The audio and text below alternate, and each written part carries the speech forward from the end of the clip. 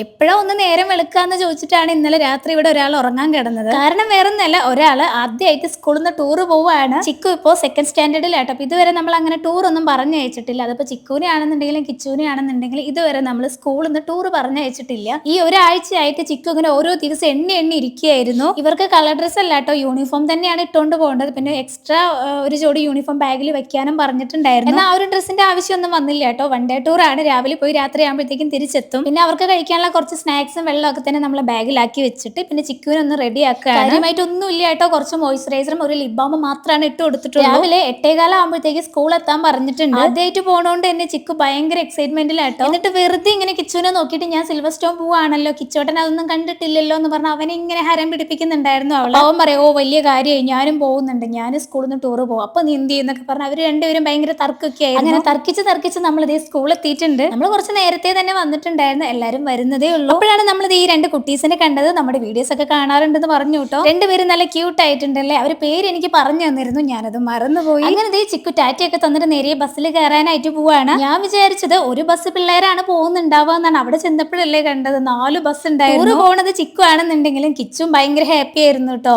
എന്നിട്ട് അവൻ എന്നോട് പറയാ, ഫ്രണ്ട്സ് ഒക്കെ ആയിട്ട് പോകുമ്പോൾ അത് വേറൊരു വൈബാണമ്മ, നല്ല രസം ഉണ്ടാവും, അവൾ എന്തായാലും അടിച്ച് പൊളിച്ചിട്ട് വരട്ടെ എന്ന്. അപ്പൊ തന്നെ ഞാൻ കരുതിയതാണ് കിച്ചുവിന്റെ സ്കൂളിൽ നിന്ന് ടൂർ പോകുമ്പോൾ ഇത്തവണ കിച്ചുവിനെ നമ്മൾ എന്തായാലും പറഞ്ഞു വിടുന്നുള്ളത്. അങ്ങനെ ബസ്സെല്ലാം തന്നെ ഇവിടെ നിന്ന് എടുത്ത് ഉറക്ക പാട്ടൊക്കെ വെച്ച് ബസ്സൊക്കെ തന്നെ എടുത്തിട്ടുണ്ട്. ഇനി നമ്മൾ കാണിക്കാനായിട്ട് പോകുന്നത് വൈകുന്നേരം അവർ തിരിച്ചു വരുന്നതാണ്. ആ ബസ് കാണാൻ തന്നെ എന്ത് ഭംഗിയല്ലേ. വരുമ്പോഴും ഫുൾ പാട്ടും മേളൊക്കെ ആയിട്ടോ വരുന്നത്. എനിക്ക് തന്നെ അത് കേട്ടിട്ട് അവിടെ നിന്ന് തുള്ളാനൊക്കെ തോന്നി. തുള്ളാനായി ഞാൻ നിൽക്കുമ്പോഴത്തേക്ക് ഏട്ടൻ എന്നെ ഓർമ്മപ്പെടുത്തി, സ്റ്റുഡന്റ് അല്ല പാരന്റ് ആണ്.